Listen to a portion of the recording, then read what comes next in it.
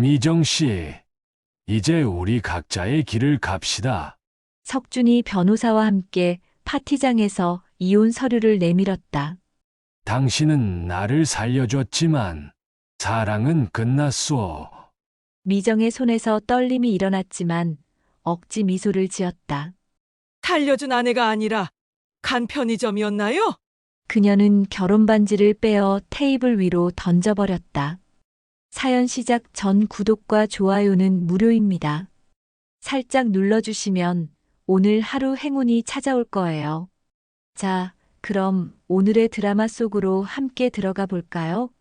서울 강남구 청담동에 위치한 중견식품회사 대한푸드의 이사실에서 한미정은 오늘도 차분한 목소리로 회의를 진행하고 있었습니다. 58세의 나이에도 불구하고 단정하게 정리된 헤어스타일과 절제된 메이크업은 그녀의 신중한 성격을 그대로 보여주고 있었죠. 이번 분기 매출 목표 달성을 위해서는 유통업체와의 계약 조건을 재검토해야 합니다. 미정의 말에 팀장들이 고개를 끄덕였습니다. 그녀는 언제나 이런 식이었어요. 감정보다는 논리를, 즉흥보다는 계획을 우선시하는 사람이었죠. 부장님, 대형마트 입점 조건이 까다로워졌는데 어떻게 대응하시겠습니까? 단계적으로 접근해야죠. 지난 분기 매출 증가율이 12%였으니까 이 추세라면 충분히 가능할 거예요. 미정은 자료를 넘기며 구체적인 수치들을 제시했습니다.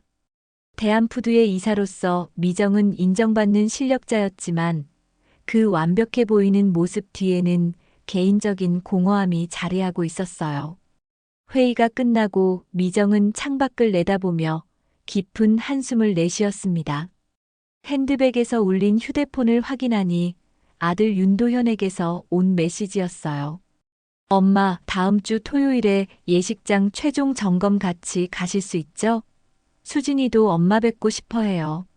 메시지를 읽는 미정의 얼굴에 처음으로 온화한 미소가 번졌습니다. 33인 아들의 결혼식이 2달 앞으로 다가온 상황이었죠. 우리 도현이가 벌써 결혼을 하다니.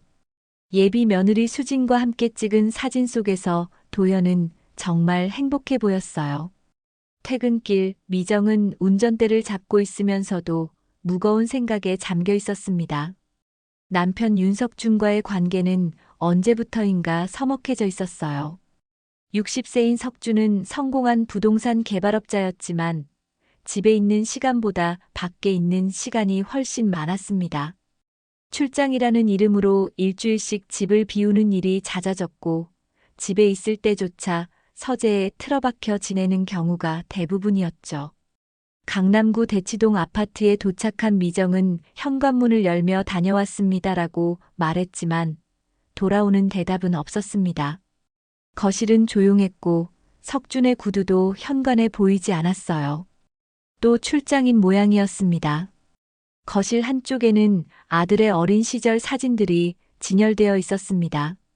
돌잔치 사진부터 대학교 졸업식 사진까지 시간의 흐름이 고스란히 담겨 있었어요. 미정은 그 사진들을 바라보며 도연을 키우느라 바빴던 젊은 시절을 떠올렸습니다. 미정은 혼자서 간단한 저녁을 차려 먹으며 텅 빈 식탁을 바라보았습니다. 4명이 앉을 수 있는 식탁이었지만 요즘에는 대부분 혼자서 식사를 했어요. 결혼한 지 35년이 되어 가는데 언제부터인가 부부 사이의 대화는 생활에 필요한 최소한의 것들로만 줄어들어 있었습니다. 이렇게 조용한 집이 과연 가정이라고 할 수 있을까? 미정은 젓가락을 놓으며 혼잣말을 했어요. 회사에서는 인정받는 중간 관리직이고 경제적으로도 여유가 있는 편이었지만 정작 가정에서는 혼자인 시간이 대부분이었습니다. 거실 소파에 앉아 텔레비전을 켠 미정은 저녁 드라마를 보고 있었어요. 화면 속에서는 중년 부부가 다정하게 대화하는 장면이 나오고 있었는데 그 모습을 보며 미정은 씁쓸한 미소를 지었습니다. 드라마 속 이야기가 현실과는 너무 달라 보였거든요. 창밖으로 내리는 가을비를 바라보며 미정은 깊은 생각에 잠겼습니다. 빗방울들이 유리창에 부딪혀 흘러내리는 모습이 어딘지 모르게 자신의 처지와 닮아 보였어요. 그때 갑자기 핸드폰이 요란하게 울렸습니다. 화면에는 석준이라는 이름이 떠 있었어요. 이상했습니다. 석준이 이런 늦은 시간에 전화를 거는 일은 거의 없었거든요. 여보세요? 미정이 전화를 받자마자 낯선 남성의 목소리가 들려왔습니다. 윤석준 사장님의 부인이신가요? 저는 서울대병원 응급실 간호사입니다. 지금 즉시 병원으로 오셔야 합니다. 미정의 손에서 핸드폰이 떨어질 뻔했습니다. 무슨 일이죠? 남편이 어떻게 된 거예요? 급성 간부전으로 응급실에 실려오셨습니다. 상태가 매우 위급한 상황이라 보호자분이 빨리 오셔야 할 것 같습니다. 미정은 순간 머릿속이 하얘졌습니다. 방금까지 평범하고 조용했던 일상이 한순간에 무너져 내리고 있었어요.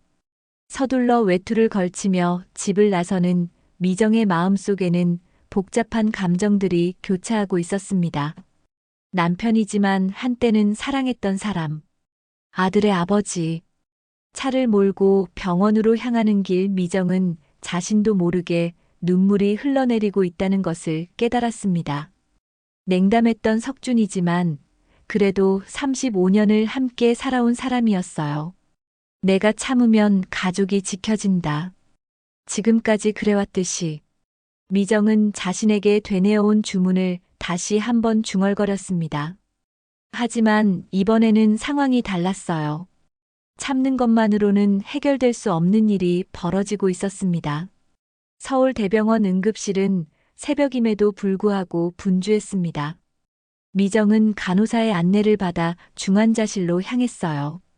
복도를 걸어가는 발걸음이 무겁기만 했습니다. 마음 한편으로는 석준에 대한 걱정이, 다른 한편으로는 지난 몇 년간 소원했던 부부 관계에 대한 죄책감이 교차하고 있었죠. 환자분의 상태가 상당히 위급합니다. 담당 의사가 미정 앞에 서서 진지한 표정으로 말했어요. 급성 간부전으로 인해 의식을 잃은 상태이고 현재로서는 간 이식만이 유일한 치료 방법입니다. 미정은 그 말을 듣는 순간 다리에 힘이 빠지는 것을 느꼈습니다. 간 이식이요? 그럼 공여자는 어떻게 구하죠? 먼저 가족분들의 혈액형과 조직 적합성 검사를 해봐야 합니다. 시간이 많지 않아서 빨리 결정을 내려야 할 것 같습니다. 의사의 말에 미정은 고개를 끄덕였어요. 아들한테 연락해 보겠습니다. 미정은 떨리는 손으로 도연에게 전화를 걸었습니다. 하지만 도연은 예비 신부와 함께 제주도로 여행을 떠난 상태였고 새벽 시간이라 전화를 받지 않았어요. 석준의 형제들에게도 연락을 시도했지만 상황은 마찬가지였습니다.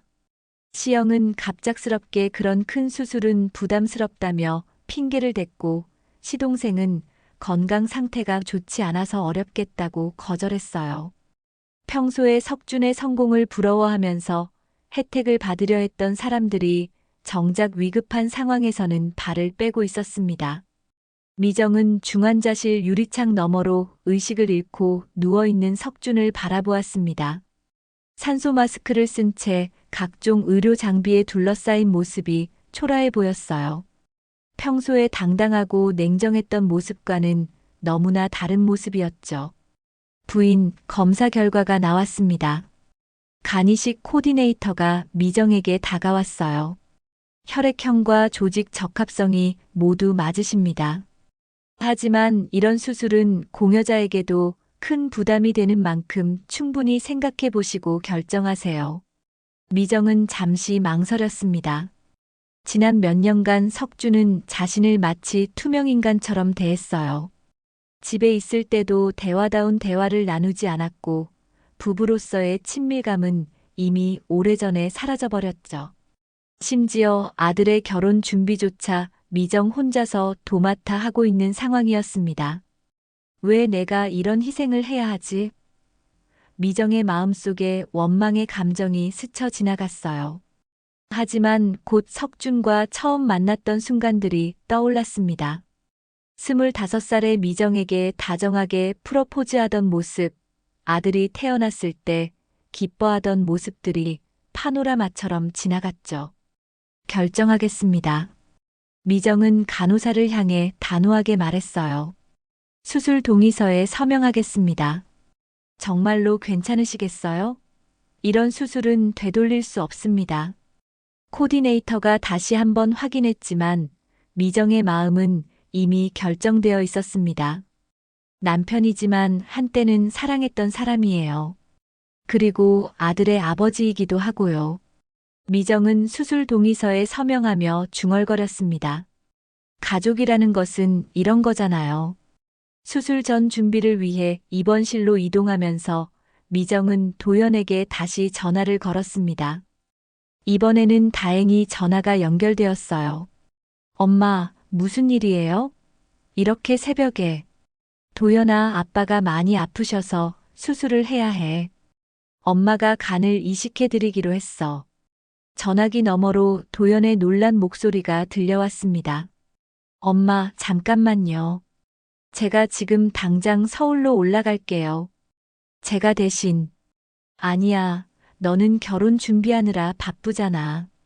그리고 이미 모든 검사가 끝났어. 엄마가 하는 게 맞아. 미정은 아들을 안심시키려고 애썼지만 사실 속으로는 두려움이 밀려오고 있었어요. 처음 겪는 큰 수술이었고 무엇보다 석준이 깨어났을 때 과연 고마워할지 의문이었습니다. 수술 전날 밤 미정은 침대에 누워 천장을 바라보며 생각에 잠겼습니다. 만약 자신이 석준의 입장이라면 어떻게 했을까요?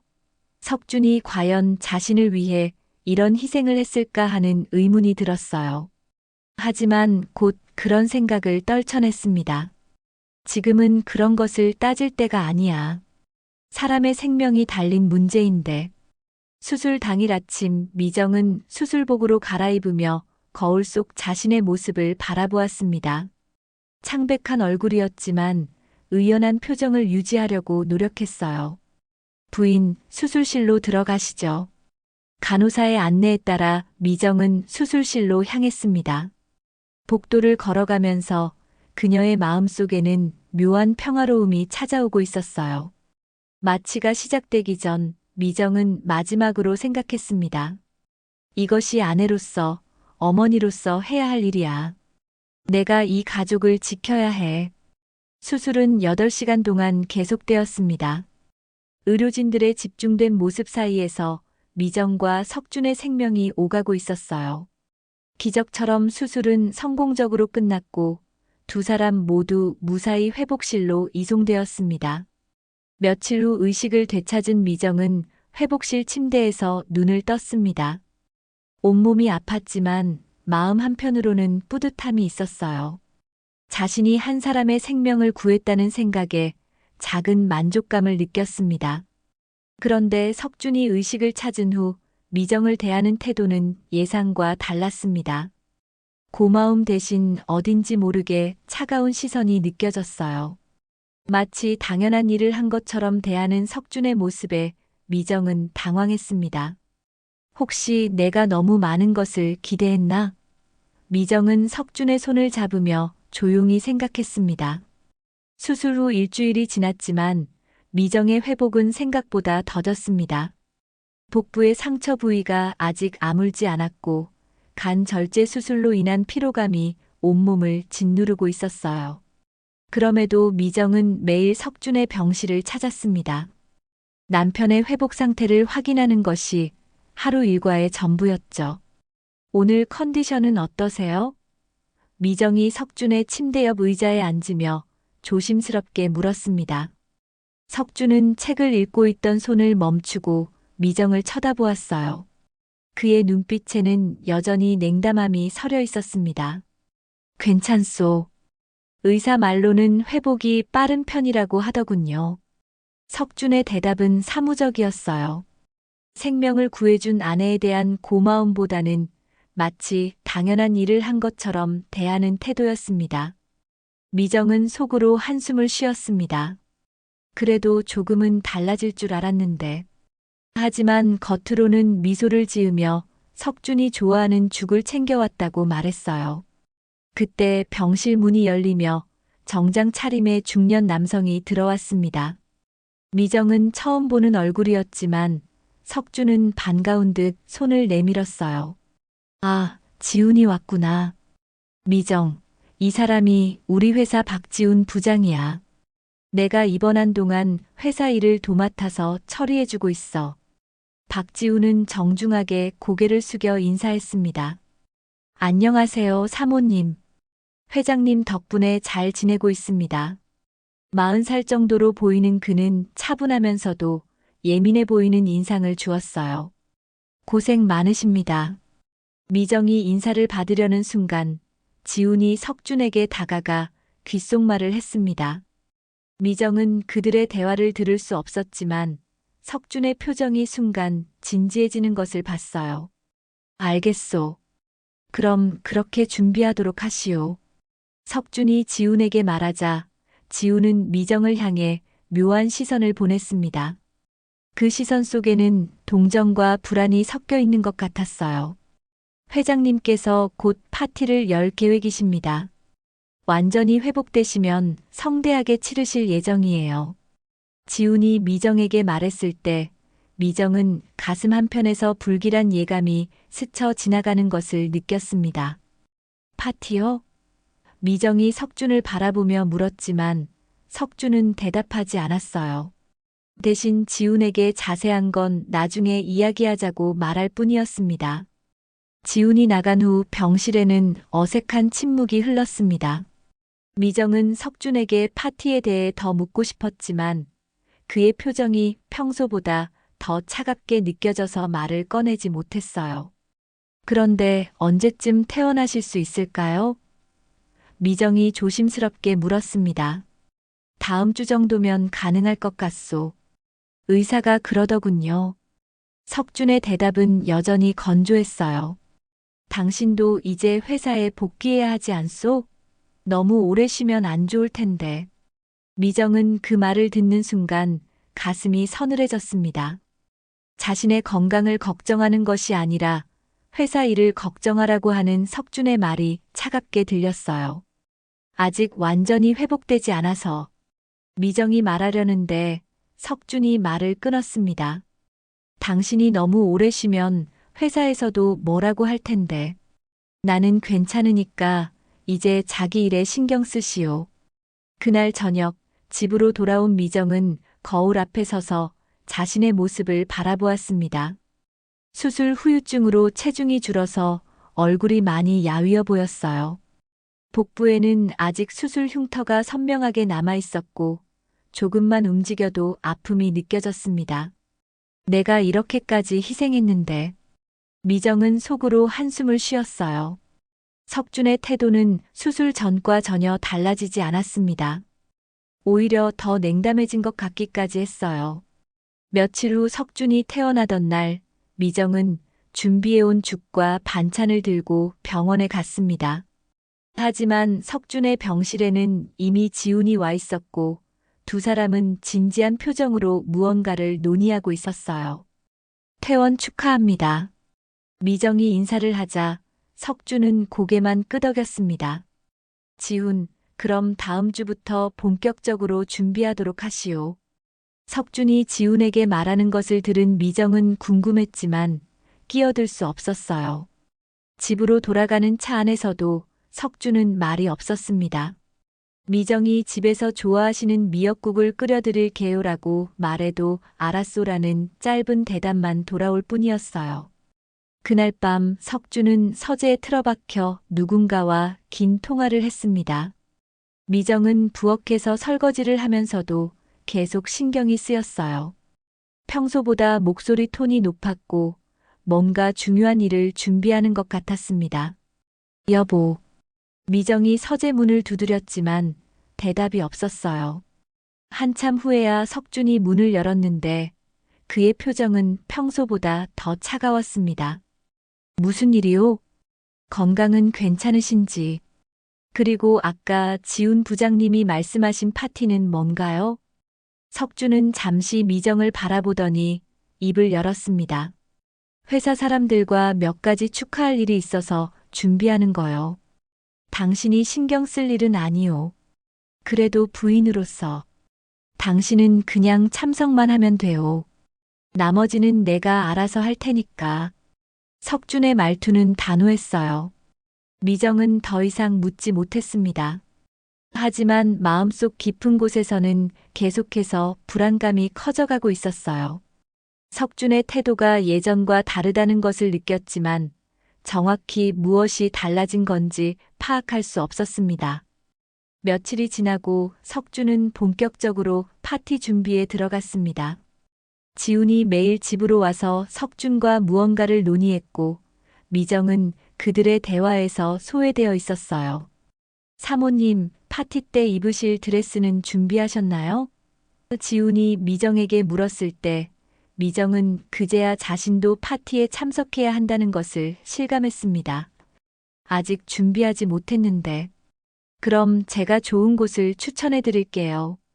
이번 파티는 특별한 의미가 있는 자리니까요. 지훈의 말에 미정은 다시 한번 불길한 예감을 느꼈어요. 그날 밤 미정은 침대에 누워서 생각했습니다. 내가 간을 나눠준 건 정말 옳은 일이었을까? 하지만 곧 그런 생각을 떨쳐냈어요. 생명을 구한 일을 후회할 수는 없었으니까요. 다만 석준의 변한 태도와 준비 중인 파티에 대한 불안감은 계속해서 미정의 마음을 짓누르고 있었습니다. 파티가 열리는 날, 미정은 오랜만에 화려한 드레스를 입고 거울 앞에 서 있었습니다. 지훈이 추천해준 부티크에서 구입한 네이비 블루 드레스는 우아하면서도 품격 있어 보였어요. 하지만 거울 속 자신의 모습을 보며 미정은 묘한 불안감을 떨칠 수 없었습니다. 오늘은 특별한 날이니까 예쁘게 차려입으셔야죠. 지훈이 며칠 전에 했던 말이 계속 머릿속을 맴돌았어요. 도대체 무엇이 그렇게 특별한 건지 궁금했지만 석준은 끝까지 구체적인 내용을 알려주지 않았습니다. 준비 다 됐소? 석준이 침실로 들어오며 물었어요. 그는 평소보다 더 신경 써서 차려입은 모습이었습니다. 고급 정장에 넥타이까지 매고 머리도 깔끔하게 정리한 상태였죠. 네, 준비됐어요. 미정이 대답하자 석준은 그녀를 위아래로 훑어보더니 만족스러운 듯 고개를 끄덕였습니다. 그럼 가시죠. 강남에 위치한 고급 호텔의 연회장에 도착했을 때 미정은 파티의 규모에 놀랐습니다. 생각했던 것보다 훨씬 많은 사람들이 참석해 있었어요. 석준의 회사 임직원들 뿐만 아니라 업계 인사들, 그리고 평소에 보지 못했던 낯선 얼굴들까지 보였습니다. 회장님, 축하드립니다. 사람들이 석준에게 다가와 인사를 건넸어요. 하지만 미정에게는 형식적인 인사만 할 뿐 대부분의 관심은 석준에게 쏠려 있었습니다. 미정 씨도 고생 많으셨겠어요. 몇몇 사람들이 미정에게 말을 걸었지만 그마저도 간 이식 수술에 대한 언급뿐이었어요. 마치 자신이 단순히 석준의 생명을 구해준 사람 정도로만 여겨지는 것 같았습니다. 연회장 한쪽에서는 화려한 꽃장식과 함께 윤석준 회장 건강 회복 축하라는 현수막이 걸려 있었어요. 미정은 그 현수막을 보며 복잡한 심경이 되었습니다. 자신의 희생에 대한 언급은 어디에도 없었거든요. 사모님, 이쪽으로 오세요. 지훈이 미정을 안내하며 테이블로 데려갔습니다. 하지만 석준은 미정과 함께 앉지 않고 다른 테이블로 향했어요. 저희 회장님과 함께 앉으시는 게 좋을 텐데. 미정이 말하려 했지만 지훈이 고개를 저었습니다. 회장님께서 오늘은 업무상 중요한 분들과 함께 앉으셔야 한다고 하셨어요. 사모님께서는 편안하게 계세요. 미정은 혼자 앉은 테이블에서 연회장을 둘러보았습니다. 석준은 저 멀리 메인 테이블에서 사람들과 담소를 나누고 있었어요. 그의 얼굴에는 오랜만에 보는 밝은 미소가 떠 있었습니다. 그때 미정의 시선이 메인 테이블 근처에 앉아 있는 한 여성에게 머물렀습니다. 40대 중반으로 보이는 그 여성은 세련된 드레스를 입고 있었고 석준과 자연스럽게 대화를 나누고 있었어요. 미정은 그 여성을 본 적이 없었지만 왠지 모르게 불편한 감정이 들었습니다. 저분은 누구시죠? 미정이 옆자리에 앉은 석준의 동료에게 물었습니다. 아, 저분요? 최유라 씨라고 회장님과 비즈니스 파트너 관계에 있는 분이에요. 부동산 쪽에서는 꽤 유명한 분이시죠. 최유라라는 이름을 처음 들어보는 미정이었지만 그녀가 석준과 대화하는 모습을 보니 마음이 불편했어요. 너무 자연스럽고 친밀해 보였거든요. 파티가 한참 진행되던 중 석준이 마이크를 잡고 일어났습니다. 연회장이 조용해지자 그가 입을 열었어요. 오늘 이렇게 많은 분들이 제 건강 회복을 축하해주러 오셔서 감사합니다. 석준의 목소리는 평소보다 더 당당해 보였어요. 생과 사를 오가는 위험한 순간을 겪고 나니 인생에 대해 다시 생각해보게 되었습니다. 미정은 석준의 말을 들으며 조금이나마 희망을 품었어요. 혹시 자신의 희생에 대해 그리고 부부 관계의 회복에 대해 말할지도 모른다고 생각했습니다. 앞으로는 새로운 삶을 살겠습니다. 석준이 잔을 들어올리며 말했어요. 과거에 얽매이지 않고 정말로 원하는 삶을 살아가겠습니다. 건배, 건배. 연회장 안의 모든 사람들이 잔을 들어올렸습니다. 하지만 미정은 그 순간 가슴이 서늘해지는 것을 느꼈어요. 석준의 말 속에서 뭔가 불길한 의미를 감지했기 때문입니다. 건배가 끝난 후 석준은 다시 최유라 옆으로 돌아갔습니다. 두 사람은 조용히 대화를 나누며 때로는 웃기도 했어요. 미정은 그 모습을 바라보며 속으로 불안해했습니다. 사모님 괜찮으세요? 지훈이 미정에게 다가와 물었어요. 그의 표정에는 걱정이 서려 있었습니다. 네, 괜찮아요. 미정이 대답했지만 사실은 전혀 괜찮지 않았어요. 뭔가 중요한 일이 벌어질 것 같은 예감이 계속해서 그녀를 괴롭혔습니다. 파티가 무르익을 무렵 연회장 한쪽에서 웅성거림이 들려왔습니다. 미정이 고개를 돌려보니 석준이 낯선 남성과 함께 자신이 앉은 테이블로 걸어오고 있었어요. 그 남성은 서류 가방을 들고 있었습니다. 미정 씨. 석준이 미정 앞에 서서 차갑게 말했어요. 이분은 김 변호사님입니다. 미정은 갑작스러운 상황에 당황했습니다. 변호사님요? 무슨 일로? 김 변호사가 서류 가방에서 문서를 꺼내 미정 앞에 놓았습니다. 이혼 동의서입니다. 그 순간 미정의 머릿속이 하얘졌습니다. 주변의 소음들이 모두 사라지고 오직 이혼이라는 단어만이 귓속에서 맴돌았어요. 미정 씨, 이제 우리 각자의 길을 갑시다. 석준의 목소리가 차갑게 들려왔습니다. 당신은 나를 살려줬지만 사랑은 끝났소. 연회장 안의 사람들이 하나둘 이쪽을 바라보기 시작했어요. 웅성거림이 점점 커졌고 미정은 수많은 시선들이 자신에게 집중되는 것을 느꼈습니다. 순간 숨이 막히는 것 같았어요. 연회장 안은 순간 정적에 휩싸였습니다. 미정은 자신 앞에 놓인 이혼 서류를 멍하니 바라보고 있었어요. 주변에서는 사람들의 수군거리는 소리가 들려왔지만 그녀의 귓속에는 마치 물속에 있는 것처럼 모든 소리가 멀게 느껴졌습니다. 이게 무슨 말씀이세요? 미정의 목소리가 떨렸어요. 손끝까지 차갑게 식어가는 것을 느꼈습니다. 말 그대로요. 우리는 이제 끝이요. 석준은 냉정한 표정으로 말했습니다. 당신이 간을 줬다고 해서 평생 함께 살아야 할 이유는 없지 않소?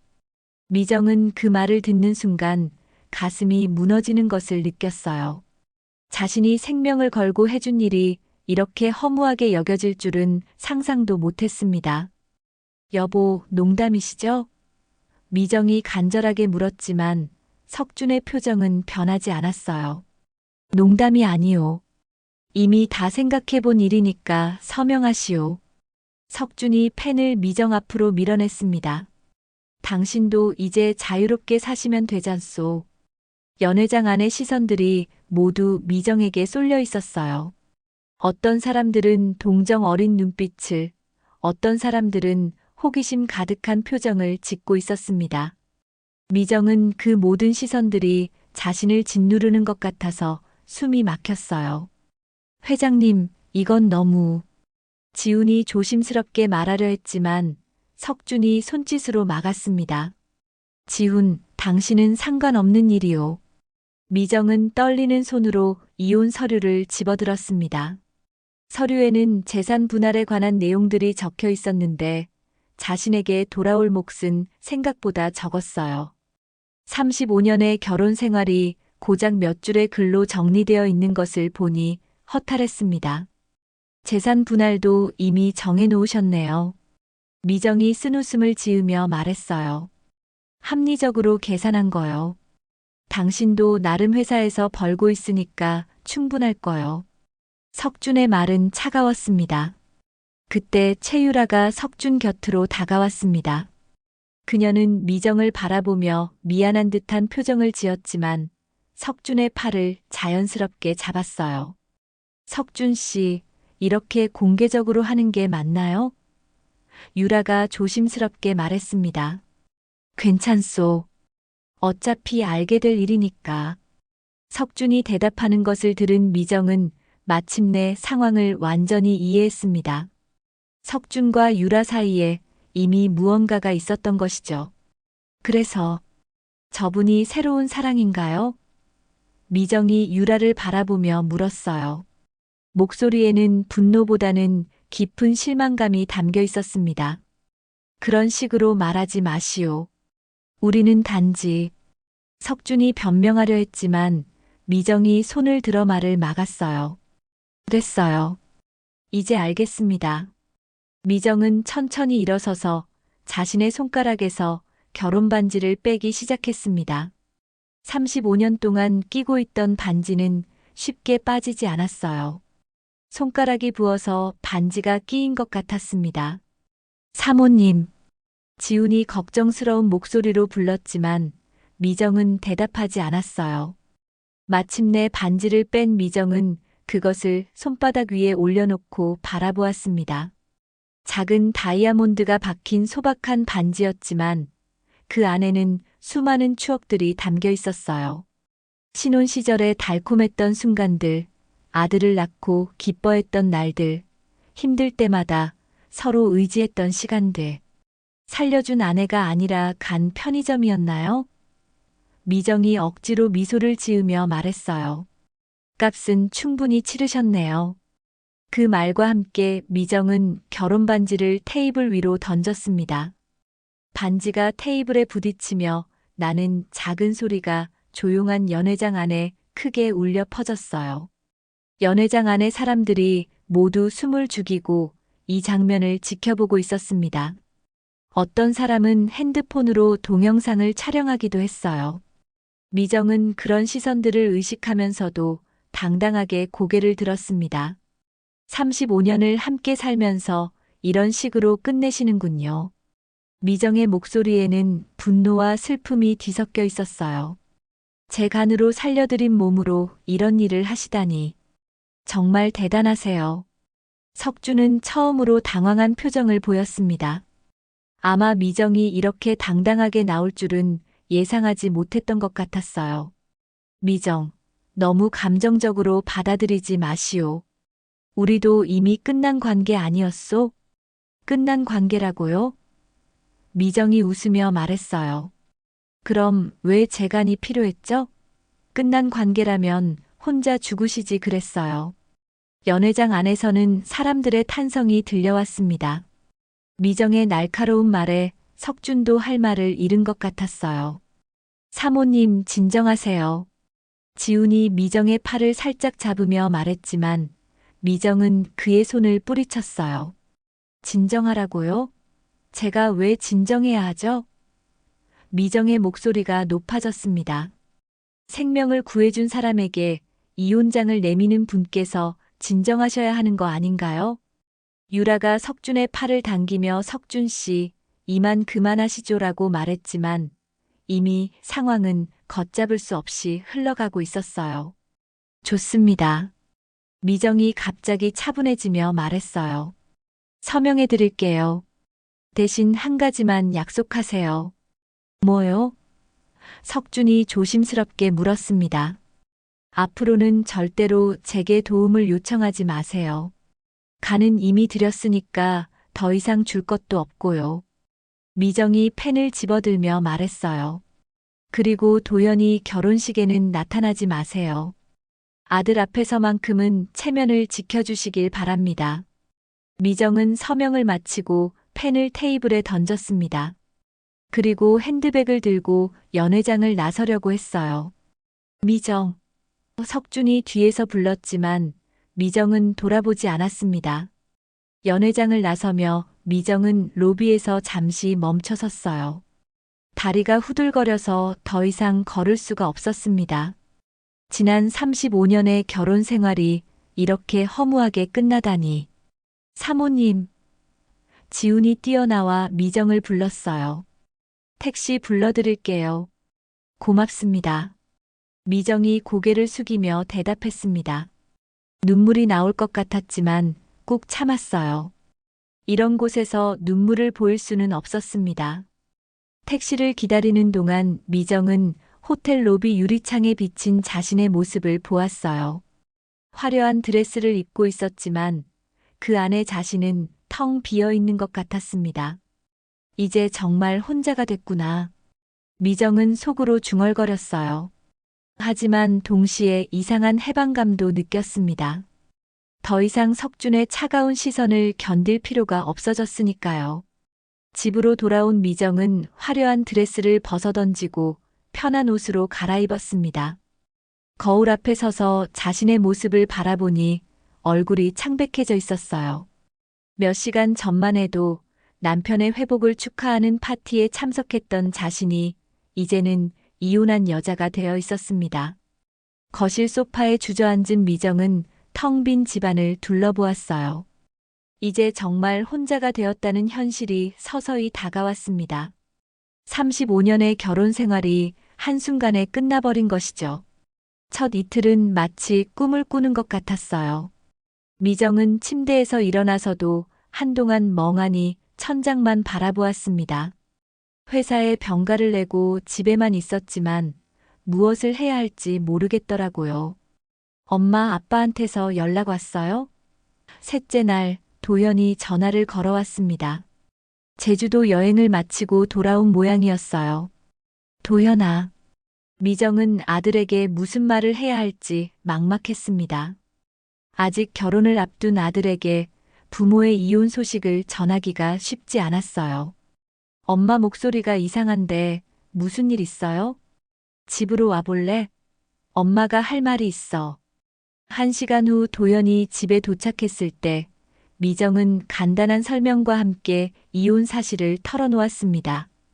도연은 처음에는 믿을 수 없다는 표정이었다가 점차 분노로 얼굴이 붉어졌어요. 아빠가 정말 그랬다고요? 엄마가 간까지 줬는데? 도연의 목소리가 떨렸습니다. 도연아, 이미 일어난 일이야. 너무 흥분하지 마. 흥분하지 말라고요? 아빠가 어떻게 그럴 수 있어요? 도연이 주먹을 꽉 쥐며 소리쳤어요. 당장 아빠한테 전화해서. 안 돼. 미정이 아들의 손을 잡으며 말했어요. 엄마는 이제 아빠와 끝이야. 너까지 휘말릴 필요 없어. 도연은 한동안 말없이 있다가 갑자기 미정을 끌어안았습니다. 엄마, 미안해요. 제가 있었다면. 괜찮아, 도연아. 이건 너와는 상관없는 일이야. 하지만 도연의 눈에서는 눈물이 흘러내리고 있었어요. 결혼식은 어떻게 해요? 아빠 없이 할 수는 없잖아요. 걱정 마. 엄마가 다 해줄게. 미정은 아들을 다독이며 말했지만 사실 자신도 앞으로 어떻게 해야 할지 확신이 서지 않았어요. 그날 밤 도연이 돌아간 후 미정은 혼자 남겨진 집에서 깊은 생각에 잠겼습니다. 지난 몇 년간 자신이 얼마나 수동적으로 살아왔는지 깨달았어요. 석준의 차가운 태도에도 불구하고 가족을 지키려고만 했지, 정작 자신의 행복은 뒷전으로 밀어둔 채로요. 내가 참으면 가족이 지켜진다고 생각했는데, 미정은 쓴웃음을 지었습니다. 결국 지켜지지 않았네. 나흘째 되는 날 회사에서 연락이 왔어요. 인사팀장이 직접 전화를 걸어 복직 시기에 대해 물어봤습니다. 이사님, 언제쯤 출근 가능하신지요? 밀린 업무들이 꽤 있어서. 내일부터 나가겠습니다. 미정은 단호하게 대답했어요. 집에만 있으면서 우울한 생각만 하고 있을 수는 없었습니다. 다음 날 회사에 출근한 미정을 본 직원들은 조심스러운 반응을 보였어요. 석준의 파티에서 있었던 일이 이미 소문으로 퍼진 모양이었습니다. 어떤 사람들은 동정 어린 눈빛을, 어떤 사람들은 호기심 가득한 표정을 지었어요. 이사님, 괜찮으세요? 비서가 조심스럽게 물었습니다. 네, 괜찮습니다. 업무 브리핑 해주세요. 미정은 일부러 평소보다 더 바쁘게 일했어요. 업무에 집중하면 다른 생각을 할 시간이 없었거든요. 하지만 점심시간이나 퇴근 후에는 어김없이 공허함이 밀려왔습니다. 일주일이 지났을 무렵, 지훈이 미정의 사무실을 찾아왔어요. 그는 평소보다 더 조심스러운 표정을 지었습니다. 사모님. 아니, 이제 뭐라고 불러야 할지. 지훈이 머뭇거렸어요. 그냥 미정 씨라고 하세요. 무슨 일로 오셨어요? 실은 회장님께서 하시는 말씀이. 지훈이 말을 잇지 못하고 있었어요. 편하게 말씀하세요. 회장님께서 이사님이 가지고 계신 대한푸드 지분에 대해 말씀하셨습니다. 지훈의 목소리가 작아졌어요. 매각을 원하신다고. 미정은 그 말을 듣는 순간 분노가 치밀어 올랐습니다. 이혼으로도 모자라서 이제는 자신이 오랫동안 일궈온 회사에서마저 쫓아내려는 것이었죠. 제 지분을 왜 매각해야 하죠? 미정의 목소리가 차가워졌어요. 그게 회장님께서 앞으로 사업을 정리하시면서 지분 구조를 단순화하고 싶다고 하시는데, 지훈 씨. 미정이 지훈을 똑바로 바라보며 말했어요. 석준 씨에게 전해주세요. 제 지분은 절대 넘겨줄 수 없다고. 이건 제가 15년 동안 피땀 흘려 일한 대가니까요. 지훈은 난처한 표정을 지었지만 고개를 끄덕였어요. 알겠습니다. 전해드릴게요. 그날 저녁 미정은 혼자 집에서 저녁을 먹으며 생각했습니다. 석준은 이혼으로도 만족하지 않고 자신의 경제적 기반까지 흔들려고 하고 있었어요. 하지만 미정은 더 이상 당하고만 있을 생각이 없었습니다. 이제는 정말 싸워야겠어. 미정은 젓가락을 내려놓으며 다짐했어요. 다음 날 미정은 변호사 사무실을 찾았습니다. 석준이 자신의 지분을 강제로 가져가려 한다면 법적으로 대응할 준비를 해야 했거든요. 지분 매각을 강요할 수는 없습니다. 변호사가 미정에게 설명해 주었어요. 다만 앞으로 회사 운영에서 견제를 받을 수는 있겠죠. 그럼 제가 할 수 있는 일은 뭔가요? 이사님께서 보유하신 지분으로 독립적인 사업을 구상해 보시는 것도 좋을 것 같습니다. 아니면 다른 투자자를 찾아서 연합하는 방법도 있고요. 변호사의 말을 들으며 미정은 새로운 가능성을 엿보았어요. 석준에게 의존하지 않고도 자신만의 길을 갈 수 있을지도 모른다는 생각이 들었습니다. 그날 밤 미정은 도연을 불러서 자신의 계획을 털어놓았어요. 엄마가 새로운 사업을 시작하려고 해. 정말요? 어떤 사업이요? 건강식품 쪽으로 생각하고 있어. 특히 중장년 여성들을 위한. 미정의 목소리에 처음으로 활기가 돌았어요. 도연은 눈물을 글썽이며 미정을 바라보았습니다. 엄마, 이제는 엄마 인생을 살아야 해요. 그동안 너무 많이 참으셨잖아요. 그 말을 들은 미정은 아들을 끌어안았어요. 오랜만에 느끼는 따뜻함이었습니다. 이제야 자신이 앞으로 무엇을 해야 할지 조금씩 보이기 시작했어요. 미정이 새로운 사업 계획을 세우고 있던 어느 날 지훈으로부터 긴급한 전화가 걸려왔습니다. 미정 씨, 지금 당장 대한푸드 본사로 오실 수 있으세요? 회장님께서 임시 이사회를 소집하셨습니다. 임시 이사회요? 저한테는 왜 미리 통보하지 않으셨죠? 그게 제가 방금 알았어요. 회장님께서 갑자기 결정하신 일이라서 지훈의 목소리에서 걱정이 느껴졌어요. 미정은 불길한 예감이 들었습니다. 석준이 자신 몰래 무언가를 진행하고 있는 것 같았어요. 서둘러 회사로 향하는 차 안에서 미정은 여러 가지 상황을 떠올려 보았습니다. 대한푸드 본사 회의실에 도착했을 때 이미 다른 이사들이 모여 있었어요. 석준은 상석에 앉아 서류들을 검토하고 있었고 그 옆에는 낯선 남성이 앉아 있었습니다. 늦어서 죄송합니다. 미정이 인사하며 자리에 앉으려 하는데 석준이 차가운 시선으로 그녀를 바라보았어요. 이제 시작하죠. 석준이 회의를 열었습니다. 오늘 이 자리를 마련한 이유는 대한푸드의 지분 구조 개편에 대해 논의하기 위해서입니다. 미정은 긴장했습니다. 예상했던 일이 벌어지고 있었어요. 이분은 김 회계사님입니다. 석준이 옆에 앉은 남성을 소개했어요. 회사의 재무 상태를 점검하고 앞으로의 운영 방침을 제시해 주실 예정입니다. 김 회계사가 일어서서 프레젠테이션을 시작했어요. 현재 대한푸드의 지분 구조를 보면 불균형이 심각합니다. 효율적인 운영을 위해서는 지분을 통합하는 것이 필요합니다.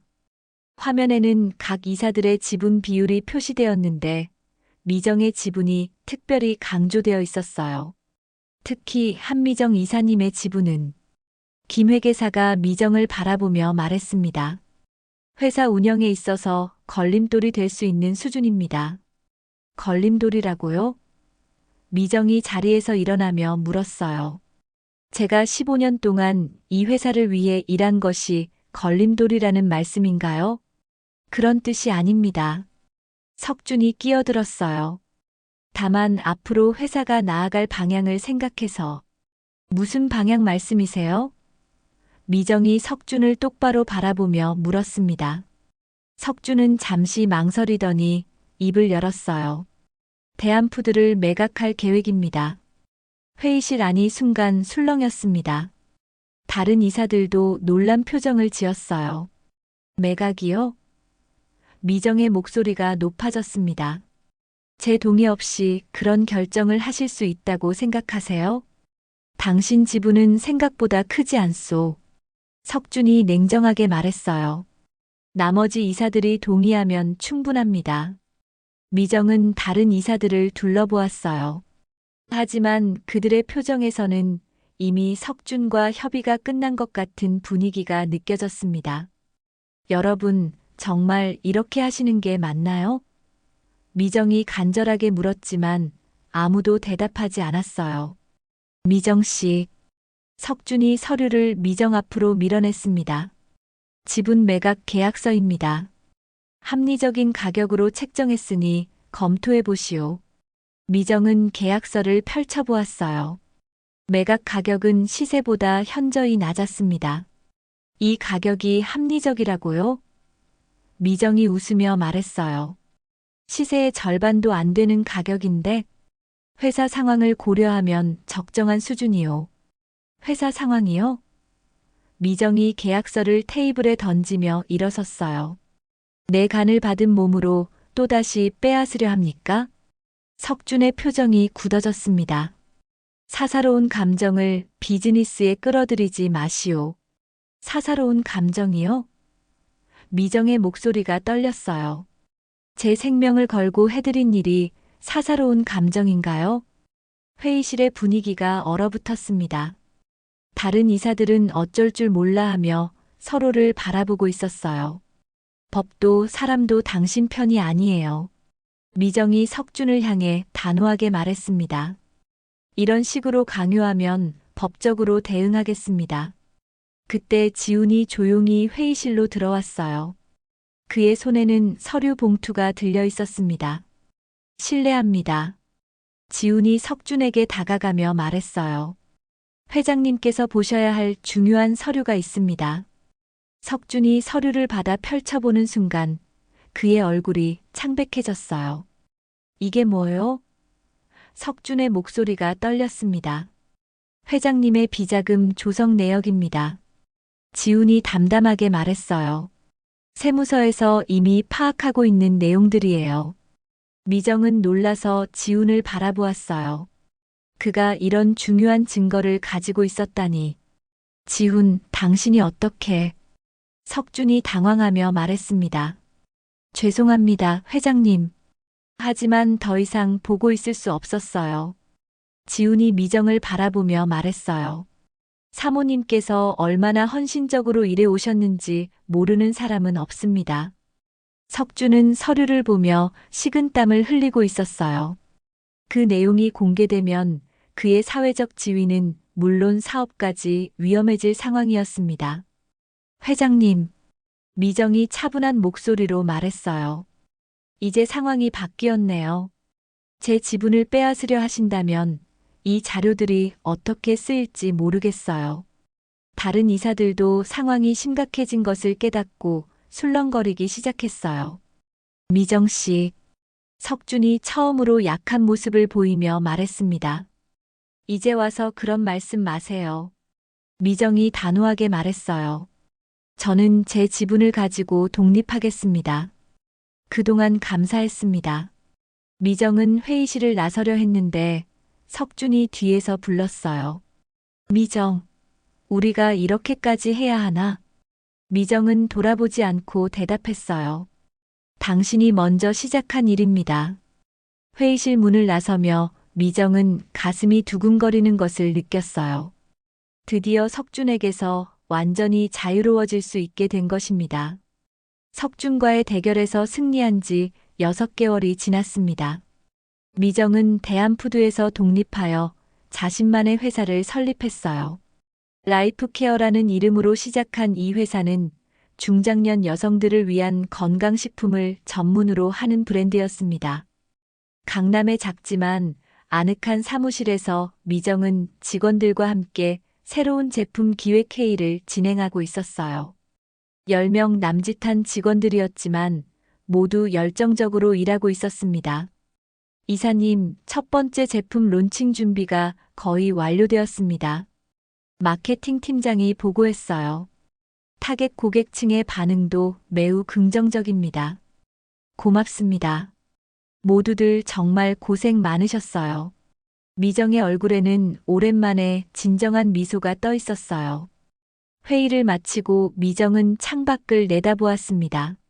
석준과 함께했던 시간들이 주마등처럼 스쳐 지나갔지만 이제는 그 기억들이 아프지 않았어요. 오히려 자신을 더 강하게 만들어준 경험이었다고 생각하게 되었습니다. 그때 핸드폰이 울렸어요. 도연에게서 온 전화였습니다. 엄마, 결혼식 최종 리허설 오늘 오후에 하는데 시간 되세요? 물론이지. 엄마가 꼭 가야지. 도연의 결혼식은 석준 없이 치러질 예정이었어요. 석준은 비자금 문제로 인해 사회적 지탄을 받고 있는 상황이었고 도연도 아버지와의 만남을 거부하고 있었습니다.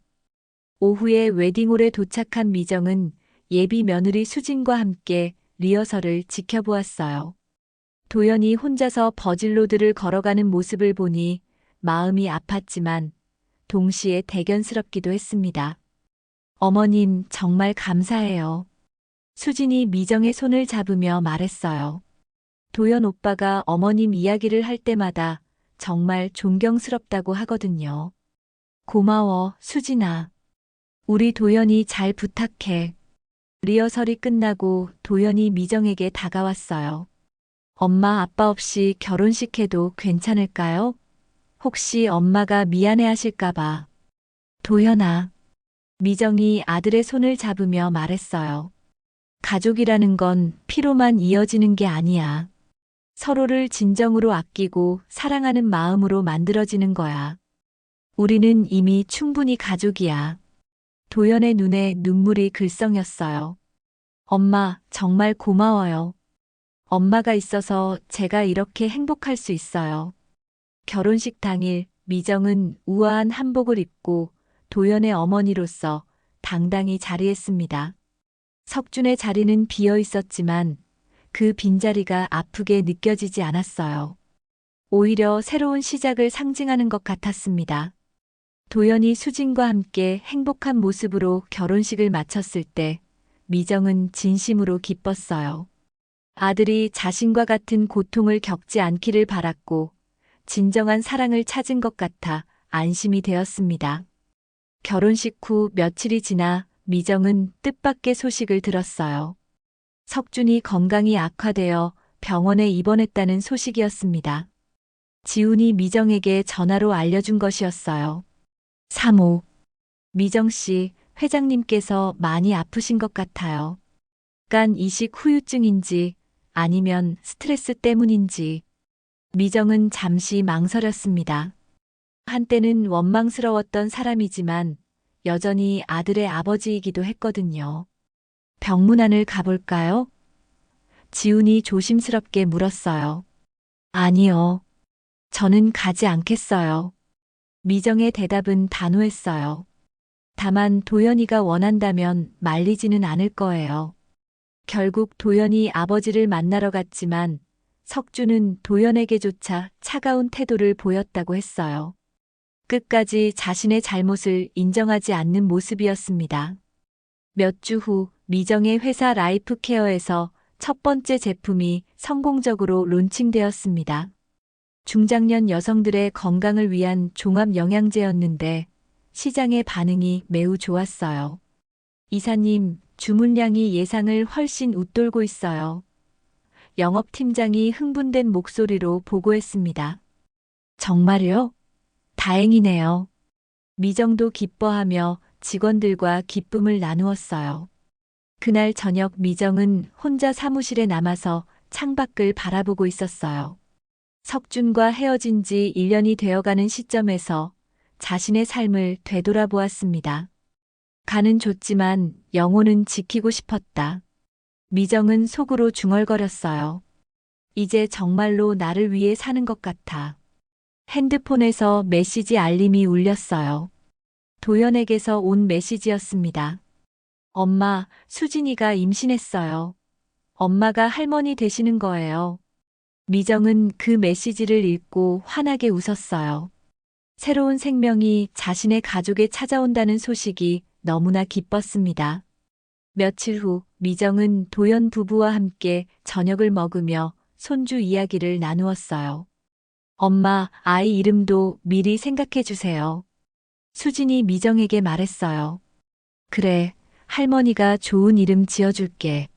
미정의 얼굴에는 행복한 미소가 가득했어요. 집으로 돌아가는 길 미정은 자신의 새로운 시작에 대해 생각했습니다. 석준과의 결혼 생활은 끝났지만 그것이 그녀 인생의 끝은 아니었어요. 오히려 진정한 시작이었습니다. 사무실에서는 새로운 제품 개발이 한창이었고 곧 할머니가 될 예정이었으며 무엇보다 자신만의 삶을 살아가고 있었어요. 이제 정말로 자유로워졌구나. 미정은 거울을 보며 혼잣말을 했어요. 거울 속 자신의 모습은 1년 전과는 완전히 달랐습니다. 더 당당하고 더 밝아 보였어요. 그날 밤 미정은 일기를 썼습니다. 오늘부터 진짜 내 인생이 시작된다.